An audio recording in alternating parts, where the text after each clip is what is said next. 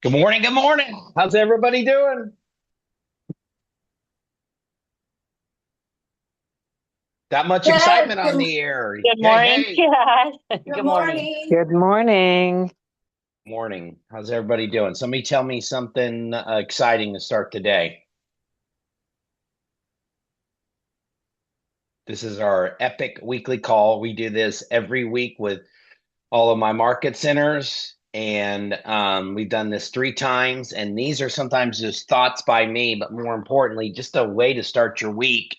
Anybody have a win or two last week that they would like to share?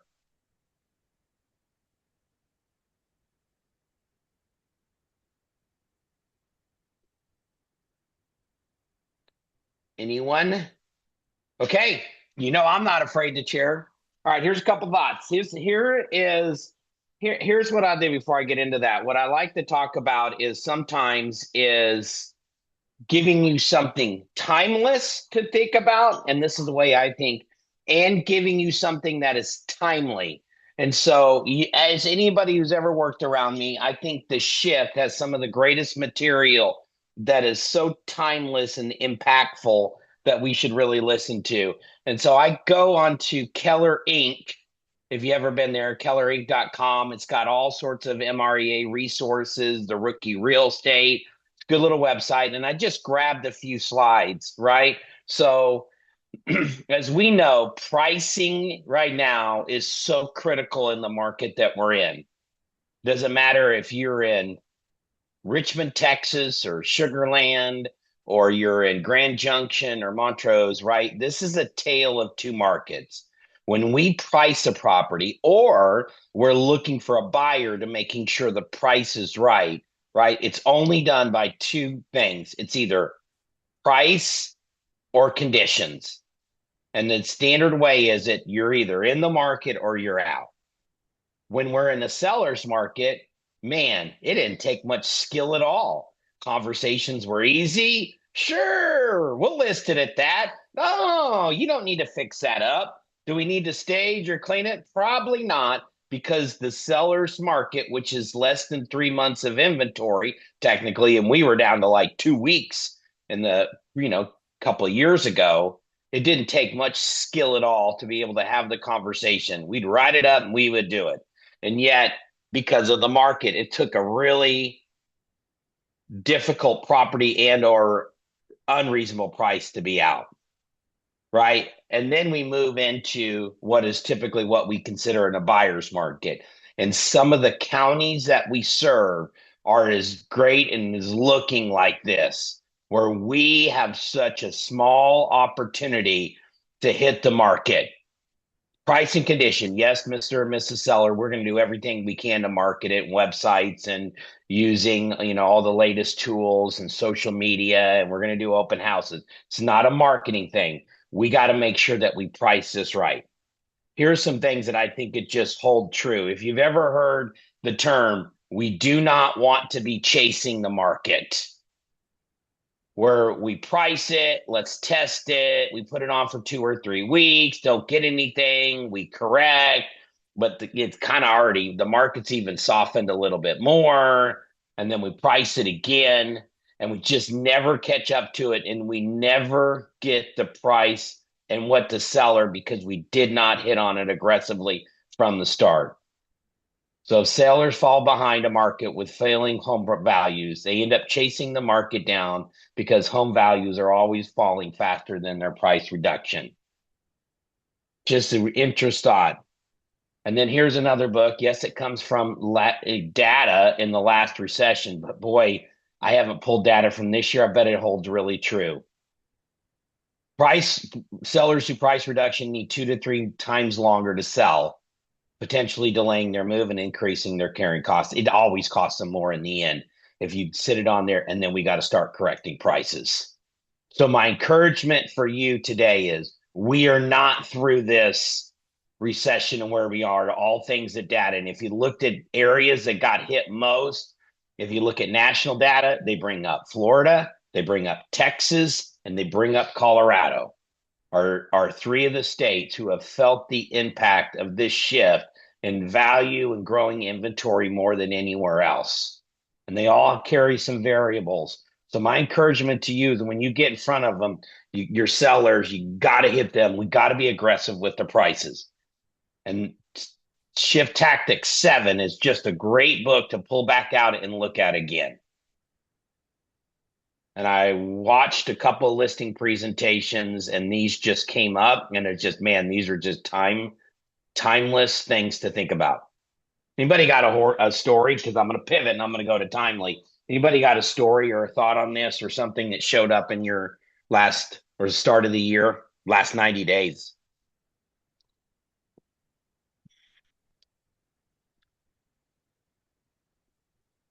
Anyone? Nobody? Had a tough private conversation around pricing? Didn't take a listing? I have one chat. Yeah, please share. So I've been working with a family who's, it's in an estate, and where when I did the RPR report, it showed it should be like around 500. And then when I did the walkthrough, there were a lot of DIY projects that had gone Yeah. bad, Yeah. and they wanted to list it closer to that 490, 500.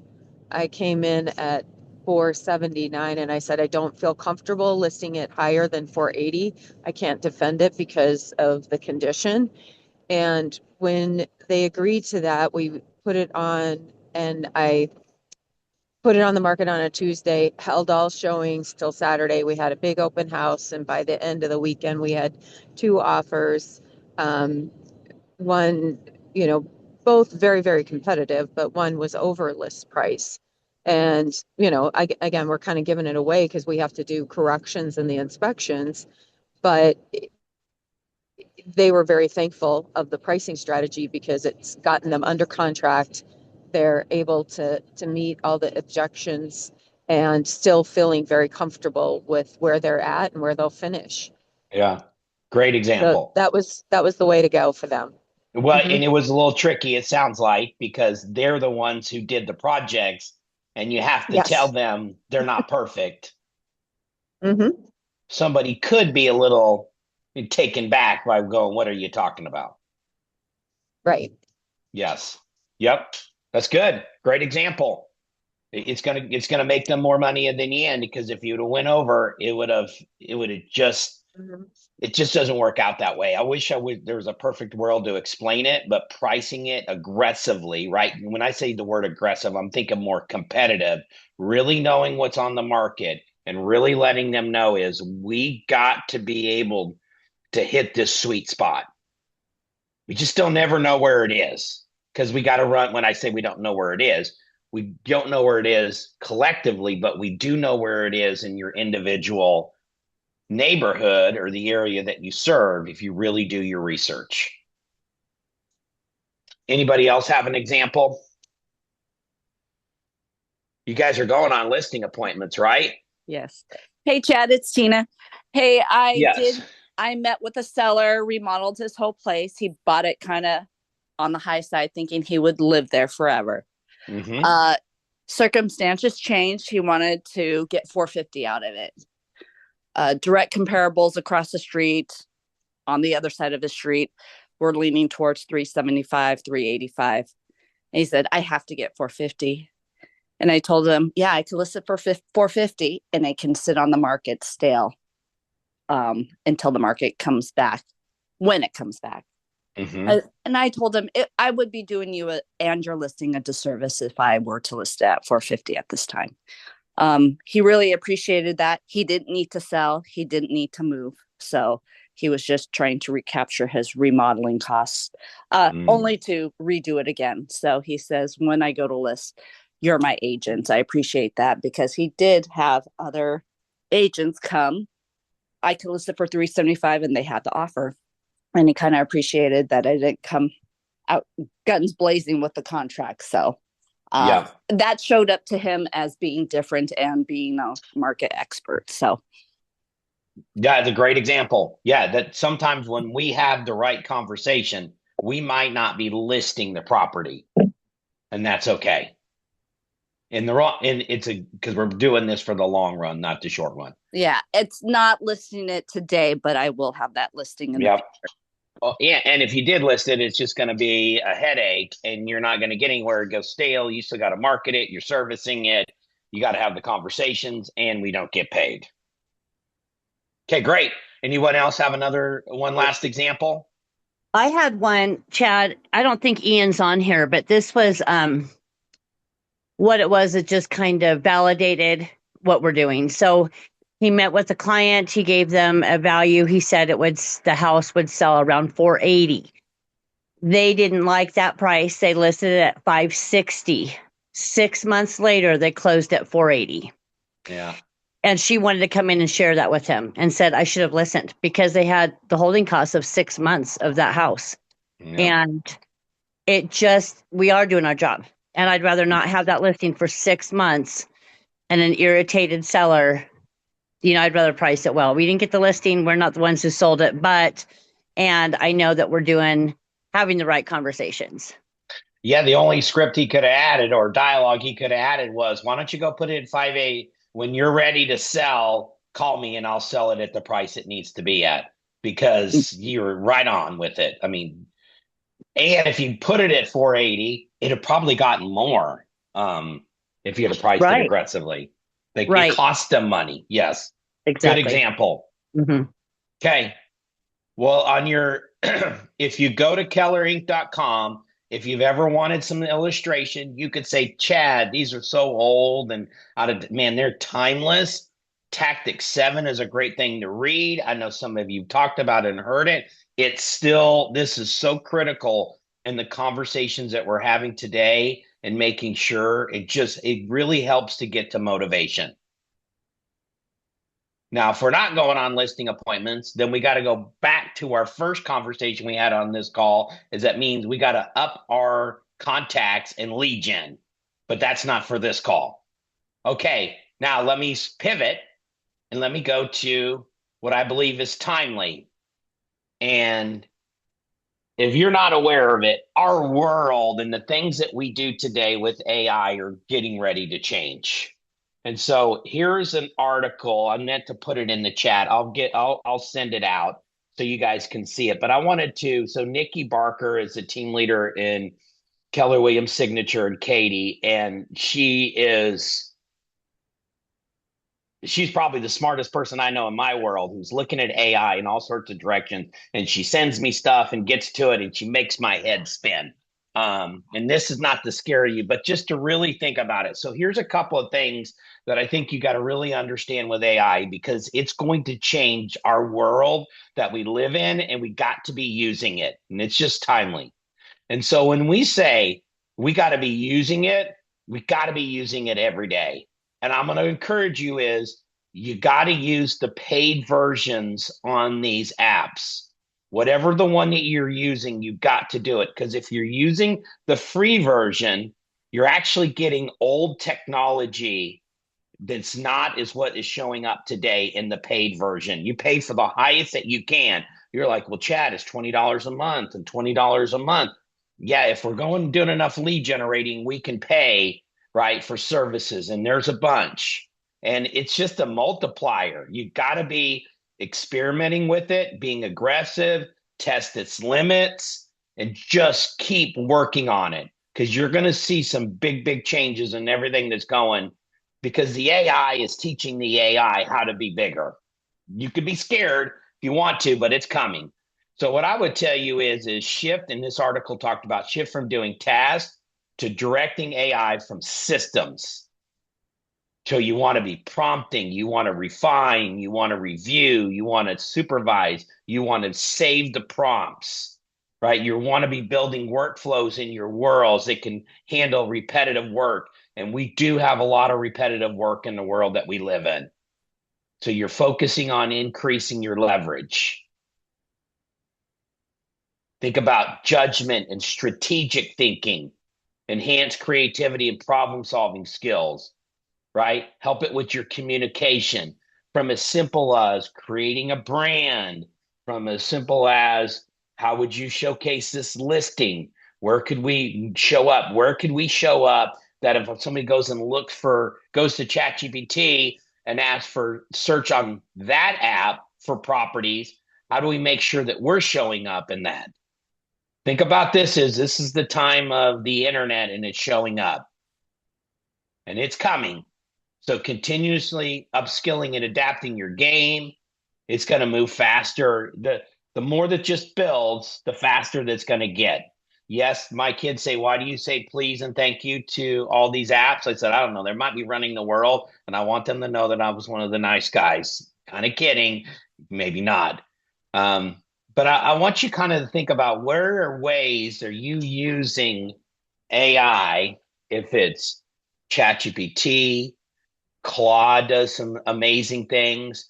Perplexity is great for research, right? You have these large language models that we use, but you're looking, and then there's multiple different variations and things that are built that could really help our world. And I could see it where if you're really embracing what's going on there, you might be spending $100 a month on some of the right paid apps that you would use.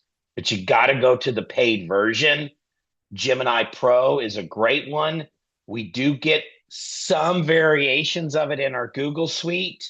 Does not give us everything. We're hitting the limit in that because people are really starting to test it.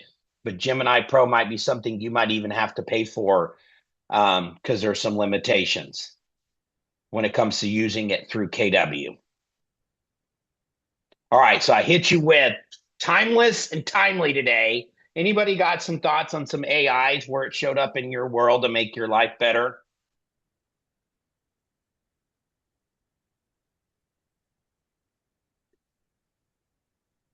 Anyone? I got no one now. Look, Julie, you're on the screen. Look at you. They use the AI shows up in Western Colorado, right, Julie? It does. One of the things that I've done lately with my AI is I actually gave it some prompts to be able to give me social media content every morning.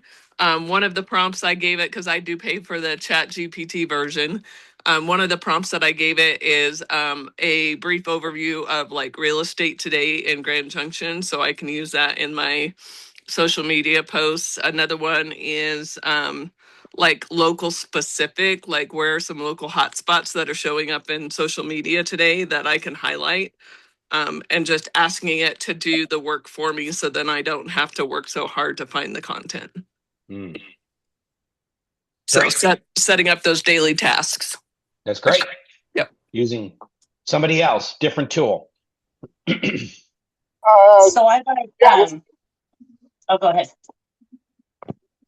Well, as a brand new agent, it's just been basically invaluable. Just coming up with all of everything I need starting out, just like doing like listing presentations or my brand, all of that stuff. I've been using AI.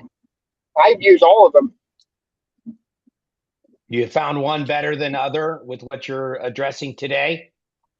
It just kind of depends on what I'm doing. They're, better in different ways.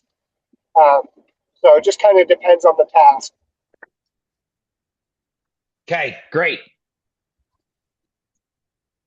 Someone else was trying to jump in. Oh, Chad, this is Christy. Yeah. So yeah. I use it a lot because I'm a very wordy person and it's hard for me to get my point across effectively. So I throw up into, and I usually use Gemini. If I'm researching and writing an article for the paper, I use Perplexity a lot so that I have a little bit better research. But it just helps me hone in more concisely what I'm trying to say. And so I'm able to use that so that people won't get bored with what I'm saying in my MLS and move on to something else. I want to hit the high point. So. Yeah, and you have to be careful if you overuse it with language, right? Writing and things, because it can say AI, but the more you prompt it, the more that it hears from you, the more that it hears your language, and you coach it and train it, and it listens to you, it'll start sounding more like your voice. And I haven't, what I've done is I've taken it and I don't copy and paste it into whatever I'm doing. I use it, I tweak it, I add the facts I need to, I correct facts that are incorrect, and hone it in. It just helps me as a guide more than anything else. Does that make sense? It does. Okay. Yep. Good example. Hey, Chad, it's Brandy. Hey, Brandy. Hi. So I've been using it really more to, I feel like in this business, we're continually trying to streamline as things shift and change and all of that, like new versions to help keep things moving along and take less off of our plate. So I've really been using it to help streamline things and it sounds so little, but it's really helpful. I've been using it to make graphics. And for an example, like when I'm working with a new buyer, I had it make me a showing etiquette graphic and I send it to them before we go out and show homes. Like, we're not using the bathrooms and just little things like that that we, and watch out for ring doorbells. We don't want to give away Yeah. our Have negotiations. conversation. Yeah. Yeah, Yeah. exactly. All kind of Yeah. those little tips that Yeah. a person who's never toured homes before, that I want to tell them that, but I don't want to lecture to them. I just make it in a cute little graphic and say, "Hey, can't wait to see you tomorrow. Here's some, here's our little etiquette page." And it's just I just send it off and it's easy and I don't have to even think about it. So that's just one example, but other, rekey your home graphic, things like that. Just I can just click it, send it, and be done. And it just, ChatGPT, I have the paid version as well. That's the one I use. And it just makes it easy to have that in my drafts, send it out, and it's the easy button. That's great. Good example. Someone else. Those are fantastic. Good morning, Chad. This is Tanya Nicholas. Hey, Tanya. Hey, so Nikki Barker, of course, she's the best, but I've been using most recently Claude AI. I have the paid version for my investors, and it will break down. I'll ask for the cap rate, but it gives you it'll give you a full breakdown on the address, what's going on, and that's Claude AI. I mean, it's just a really great sheet because investors send you 10 things at one time. And then just most recently, I uploaded the 1-to-4 buyer's contract because my daughter, she's working with me, and I told it, just give me every blank spot that you have to fill in on the buyer's contract. So we could just have that on a PDF and study every single term that you could possibly use. And it was just great to know every single blank spot and term that you could fill in, of course, to negotiate. So, and that was on Chat GPT Pro. I did that one. So I use it every day. Keep testing it. Love it. Great example. Give me another. Let's do one or two more. These are fun. Hey, I forgot. One thing that Ian does a lot is we use it for virtually staging our houses. If we have a house that's a little outdated, the floor plan's outdated, he'll knock out a wall, whatever. Anyways, and so people can see maybe what it could be. Because a lot of people are like me, we don't visualize. So the first thing is price it well for the condition and the age and and then, show the room what it really is, and then virtually, show what it could be. So we use that tool a lot. And you're using what platform for that? I don't know, but I think he uses Chat for that. Okay. Julie might know better. Julie, do you know what platform he's using for that? I don't know the platform that he's using for that, but he does a good job with it. Yeah, I think it's Chat. Okay. Hey, Christy, to piggyback off of what Christy just said is I do the same thing. And I had one home just recently that has tons of wood paneling, tons. And a lot of people can't see past that. So I just put the photo into ChatGPT and did a rendering because a lot of people are painting all of that white. And so I did a before and after, put it both in MLS and showed, and made sure to label it as, rendering so people could visualize what that would look like because some people can't get past that. So same thing. It literally took 2 seconds. Yeah, the efficiency and time is key. It is. Okay. Anybody else got one more example? And today the conversations they're going to be elementary. Let's just be on a growth pattern where in 6 months, we look back and laugh and go, oh my gosh, that's all we were using it for. Because you want to think systems, you want to think lead generation, you want to think video and content and branding, right? Those are levels, but you're going to see a day and age where people just give up their control over their computer, which is already here, by the way. And it comes in, it's just working on all night and building on your behalf. Scary. Yeah. And as a real estate professional, we got to jump into this and be using it all the time. What my takeaways is use the paid version, use more than one, test it, play with it, see what happens, give it more prompts, continuously dive into it as well. And we're going to see where this ends up. Not you're ever going to be replaced, right? Because there is such a timeless thing that's needed.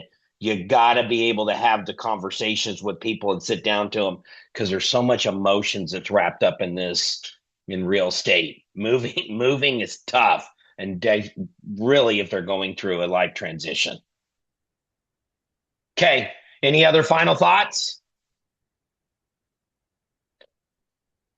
Go make some great conversations today. Go play on some AI. If you got that listing, right, go back and have some really pointed conversation. Great agents can make the complex and make it simple. Simplify the conversation, bring people to logic so you can get their property sold, get your buyer in the right place. And I still believe today is the best time to go buy a piece of property, because you're going to have some options and get those buyers off the fence. Okay, go make it a great week. We'll see you. You will not see me next week because I'll be in family reunion. If you're in Atlanta, I will see you in person. Okay, go make it a great week. Talk soon. Thanks, Chad. Thanks, Thank you. Chad. Chad. My pleasure.